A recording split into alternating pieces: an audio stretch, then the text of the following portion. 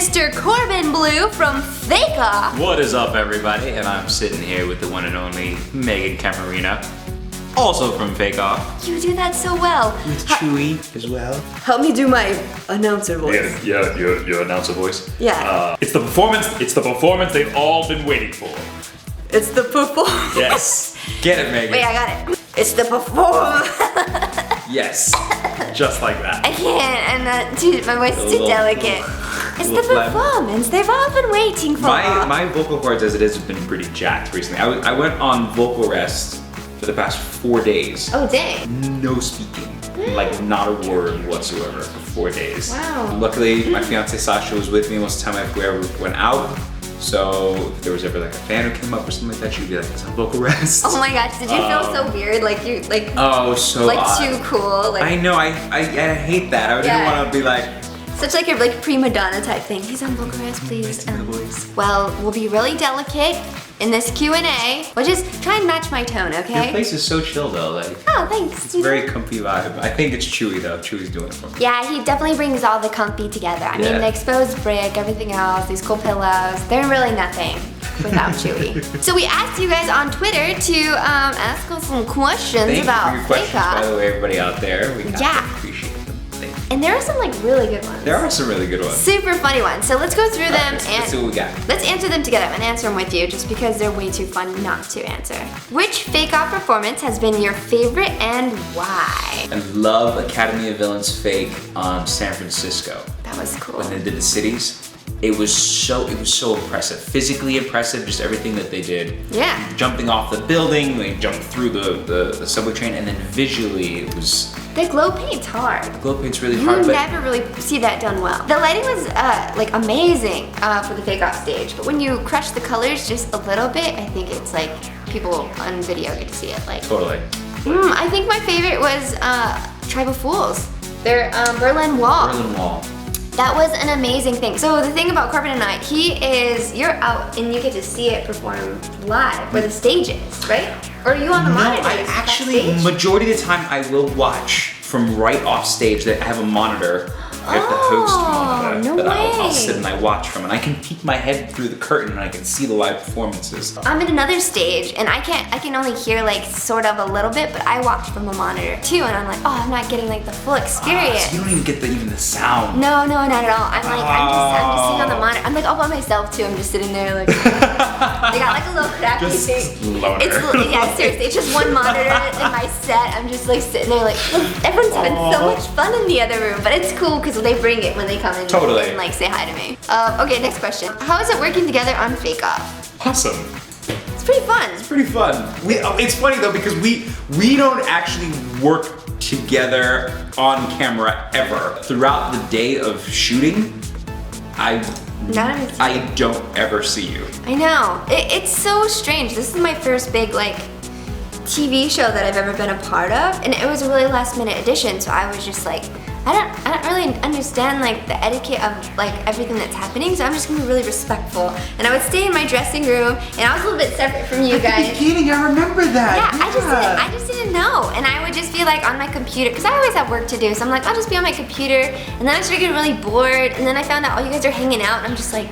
We're all sitting there and going, why does Megan never come over here and like just come and chill with us in the dressing room? And we find out later that she didn't even realize that we were chilling. And I know. like, I didn't know. Get your butt over here and come hang out. I know, and we did like a few times, and that was so much fun. Oh, we had so many good ideas for like funny videos and stuff that we wanted to do. We just ran out of time. Can you imagine the third season?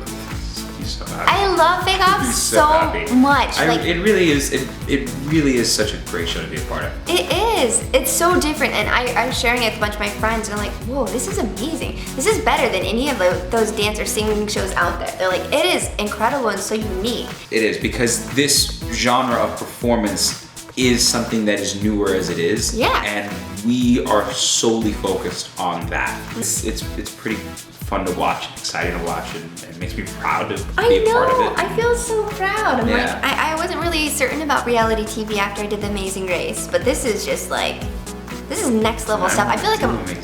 Oh, you should. You should do Amazing Race. You and your girl would tear it up. Let's just pick our next favorite question. Savannah Torres asks, Corbin Bleu, did you get nervous for the first time you hosted fake off? Yes. What? Because No way.